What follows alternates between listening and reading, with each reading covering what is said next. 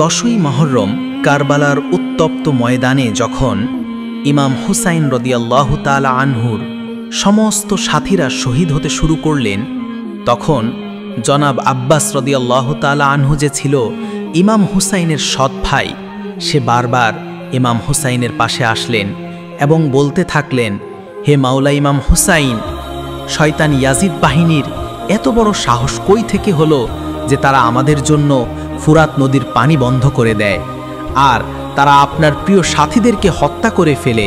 আপনি আমাকে অনুমতি দিন, আমি ইয়াজিদ বাহিনীকে আসরের আগেই শেষ করে দিব।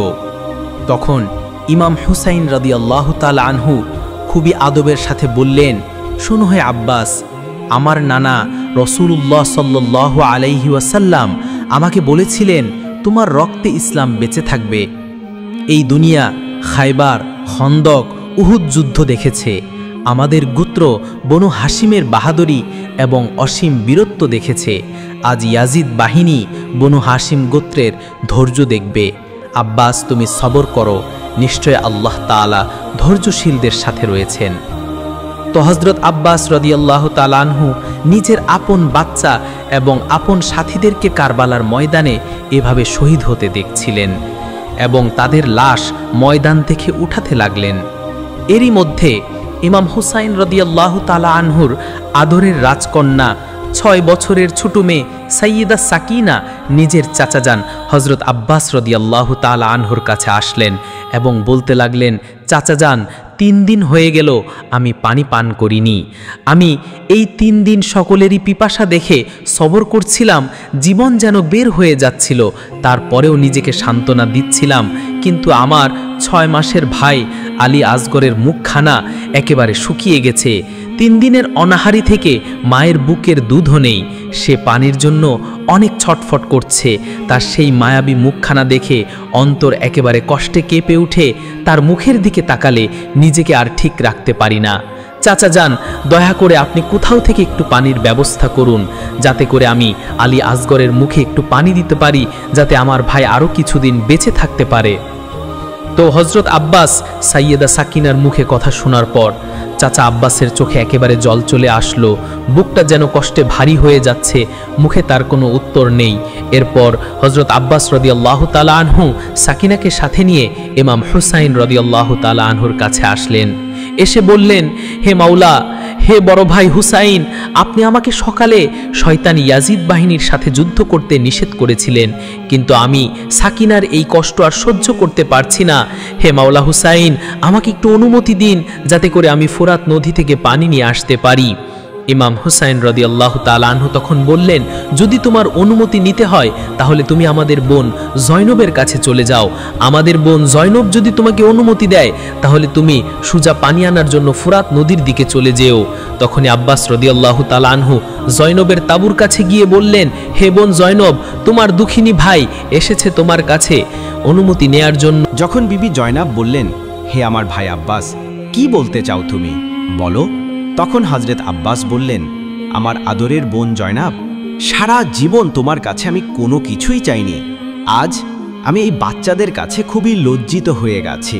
তারা বারবার আমার কাছে আসছে এবং এসে বলছে যে, হে চাচাজান, আমাদের জন্য একটু পানির ব্যবস্থা করে দিন। তাদের এই কষ্ট, আহাজারি আমার আর সহ্য হচ্ছে না। তুমি আমাকে অনুমতি দাও, যাতে করে আমি ফুরাত নদী থেকে এদের জন্য পানি নিয়ে আসতে পারি। তখন তিনি তার মুখ অন্যদিকে ফিরিয়ে নিয়ে বললেন, হে আমার বাবা আলী, এখন আমি বুঝতে পারলাম আপনি কেন আমাকে সেদিন এসব বলেছিলেন। আমি হয়তো বন্দী হয়ে যেতে পারি, এমনকি আমার গায়ের চাদর পর্যন্ত চুরি হয়ে যেতে পারে, আমাকে বিদ্রোহী পর্যন্ত বলা হতে পারে।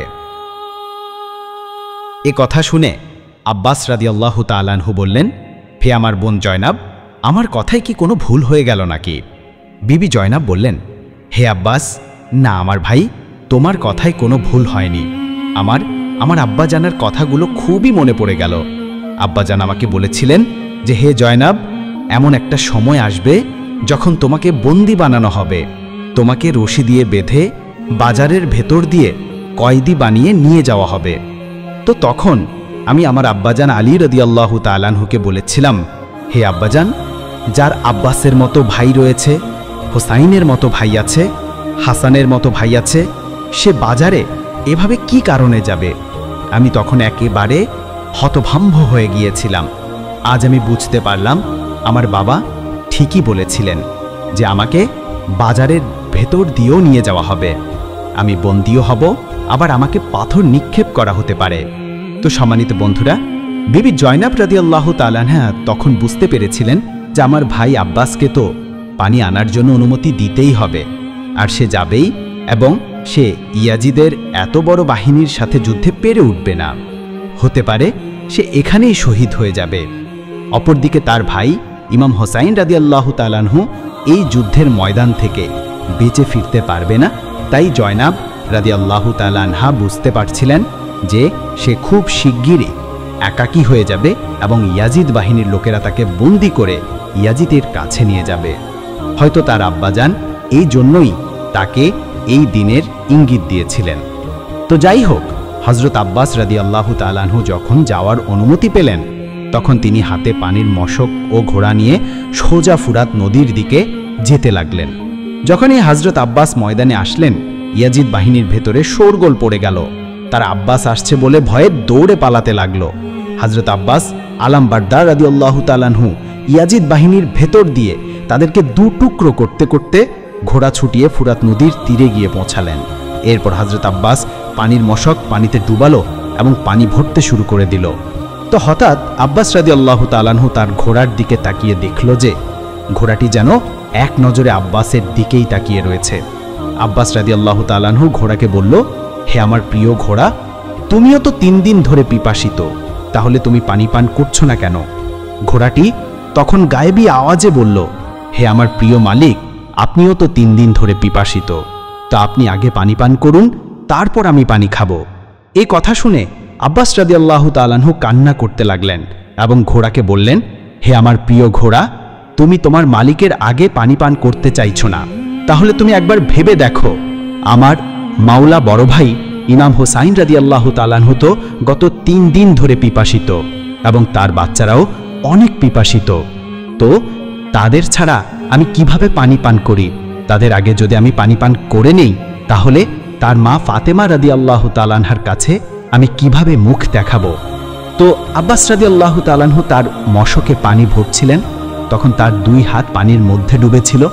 তিনি সেই 2 হাত তুলে আল্লাহ রাব্বুল আলামিনের কাছে বললেন, হে আল্লাহ রাব্বুল আলামিন, আমার এই হাত ইমাম হোসাইন এবং তার পরিবারের আগেই পানির কাছে পৌঁছে গেছে। যখন আমি ইমাম হোসাইন রাদিয়াল্লাহু তাআলা আনহু ও তার বাচ্চাদের সাথে দেখা করব, তখন যেন আমার এই 2 হাত আমার সাথে না থাকে, কারণ এটা আমার জন্য খুবই লজ্জার বিষয়। তো এটা বলার পর হযরত আব্বাস পানি ভর্তি মশক নিয়ে ঘোড়া দৌড়িয়ে তাঁবুর দিকে ছুটে চললেন। তারা দেখছিল যে হযরত আব্বাস পানি ভর্তি মশক নিয়ে তাঁবুর দিকে ছুটে চলেছে। তারা ভাবল, এখন যেই আব্বাসের পাশে যাবে সেই কতল হয়ে যাবে। তখন ইয়াজিদ বাহিনীর সেনাপতি শয়তান সাদ বললেন, তোমরা তরবারি দিয়ে ইমাম হুসাইনের মোকাবেলা করতে পারবে না, তাই ওর দিকে দূর থেকে তীর মারতে শুরু করো। হাতে যা আছে তাই ওর দিকে ছুঁড়ে মারো। বর্ষা নিক্ষেপ করে তাকে আটকে দাও। যে কোনো মূল্যে আব্বাসকে থামিয়ে দাও, সে যেন কোনোভাবেই ইমাম হোসাইনের কাছে পানি নিয়ে যেতে না পারে। যদি ইমাম হোসেনের কাছে পানি পৌঁছে যায়, তাহলে সে আরও শক্তিশালী হয়ে যাবে। তখন আমাদের কেউই বাঁচবে না, আমাদের জেতা একেবারে মুশকিল হয়ে যাবে। তাই তাদেরকে পানি না খাইয়ে দুর্বল করে রাখতে হবে। তখন ইয়াজিদ বাহিনী দূর থেকে আব্বাস রাদিয়াল্লাহু তাআলা আনহুর দিকে তীর এবং বর্ষা নিক্ষেপ করতে শুরু করে দিল। হযরত আব্বাসের শুধু এটাই বিশ্বাস ছিল যে সে যে কোনো উপায়ে ভাতিজি সাকিনার হাতে পানিটুকু যেন পৌঁছে দিতে পারে। ইয়াজিদ বাহিনী লাগাতার হযরত আব্বাস রাদিয়াল্লাহু তাআলা আনহুর দিকে তীর ছুটতে লাগলো। তার শরীরে এলোপাথারিভাবে এসে তীরগুলো লাগতে শুরু করলো। এরপর ইয়াজিদ বাহিনী চতুর্দিক থেকে ঘেরাও করে আব্বাসের ওপর আঘাত করতে শুরু করলো। তো এক সেনা হঠাৎ করে পিছন দিক থেকে এসে আব্বাস রাদিয়াল্লাহু তাআলা আনহুর বাহুতে তলোয়ার দিয়ে সজোরে আঘাত করলো, যার কারণে তার একটি হাত কেটে পড়ে গেল। এরপর সে আরেকটি হাতে তলোয়ার ধরে যুদ্ধ চালিয়ে যেতে থাকলো আর দাঁত দিয়ে পানির মশক কামড়ে ধরে রাখলো। এরপর সে ঘোড়া ছুটিয়ে দ্রুত গতিতে তাঁবুর দিকে ছুটে চলল। কিন্তু ইয়াজিদ বাহিনীর সেনা সংখ্যা এত পরিমাণে ছিল যে তাদেরকে একা হারানো কোনোভাবেই সম্ভব ছিল না। তো যুদ্ধ করতে করতে ইয়াজিদ বাহিনীর সৈন্য আব্বাস রাদিয়াল্লাহু তাআলা আনহুর আরেকটি হাতও কেটে ফেলে দিল। তবু তিনি তার দাঁতে পানির মশক ধরে নিয়ে তাঁবুর দিকে আসতে চাইলেন। ইয়াজিদ বাহিনী তার পানির মশকে তীর নিক্ষেপ করল। তখন পানির মশকটি ফেটে পানিগুলো জমিনে পড়ে গেল। এরপরে একটি তীর এসে তার চোখের মধ্যে বিদ্ধ হয়ে গেল, যার কারণে তিনি আর এগোতে পারলেন না। ঘোড়া থেকে তিনি মাটিতে পড়ে গেলেন। ওদিকে দূর থেকে ইমাম হোসেন রাদিয়াল্লাহু তাআলা আনহু ও তার বোন জয়নব রাদিয়াল্লাহু তাআলা আনহা তাদের প্রিয় ভাই আব্বাস আলম বরদারের আলমগিরি দেখছিলেন। ইমাম হোসেন যখন আব্বাসকে ঘোড়া থেকে পড়ে যেতে দেখলেন, তখন সাথে সাথেই তিনি দৌড়ে আব্বাসের কাছে চলে আসলেন। এসে আব্বাসের মাথা তার কোলে রাখলেন। তখন হযরত আব্বাস বললেন, হে আমার প্রিয় ভাই, আমার মাওলা ইমাম হোসাইন, আমি অনেক চেষ্টা করেছিলাম, কিন্তু আফসোস আমি পানি নিয়ে আসতে পারলাম না। ইমাম হোসেন রাদিয়াল্লাহু তাআলা আনহু তখন দুঃখ ভরা কণ্ঠে বললেন, হে আমার ভাই আব্বাস আলম বরদার, তুমি আফসোস করো না। হয়তো আল্লাহ তাআলা এটাই চায় যে আমরা পিপাসিত থেকে মৃত্যুবরণ করি, যাতে করে আমাদের এই হৃদয়বিদার ও শাহাদাত কিয়ামত পর্যন্ত স্মরণ করা হয়। তখন আব্বাস রাদিয়াল্লাহু তাআলা আনহু বললেন, হে আমার মাওলা, আমি পুরো জিন্দেগিতে আপনাকে একটুও কষ্ট দেইনি। যদি আপনি আমাকে অনুমতি দেন, তাহলে আমি আপনাকে একটা কথা বলতে চাই। ইমাম হোসেন বললেন, অবশ্যই, তোমার যা ইচ্ছা বলো। তখন আব্বাস রাদিয়াল্লাহু তাআলা আনহু বললেন, হে আমার মাওলা, আমার মা আমাকে বলেছিল, যখন তুমি জন্মগ্রহণ করেছিলে তখন তুমি সর্বপ্রথম তোমার বড় ভাই ইমাম হোসেনকে দেখেছিলে। হে আমার মাওলা, আজকে আমি আমার জীবন ত্যাগ করতে চলেছি। আজকেও আমি আপনাকে শেষবারের মতো দেখে যেতে চাই। হে আমার বড় ভাই, আমার এক চোখে তীর বিদ্ধ হয়েছে, আর অপর চোখে রক্ত দিয়ে ভরে গেছে। আমি আপনাকে স্পষ্ট দেখতে পাচ্ছি না।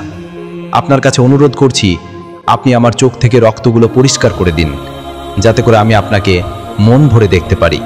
তো ইমাম হোসেন রাদিয়াল্লাহু তাআলা আনহু আব্বাসের চোখ থেকে রক্তগুলো পরিষ্কার করে দিল। আর হযরত আব্বাস রাদিয়াল্লাহু তাআলা আনহু ইমাম হোসেন রাদিয়াল্লাহু তাআলা আনহুকে শেষবারের মতো মন ভরে দেখল। হযরত আব্বাস রাদিয়াল্লাহু তাআলা আনহুর অন্তরটা যেন একেবারে খুশিতে ভরে উঠল। এক বুক ভরা অবসাদ, ব্যথা আর কষ্ট নিয়ে নবীর পরিবারের আরও একজন সদস্য বীরে আলম আব্বাস আলম বরদার বড় ভাই ইমাম হোসেন রাদিয়াল্লাহু তাআলা আনহুর কোলে মাথা রেখে শেষ নিঃশ্বাস ত্যাগ করলেন।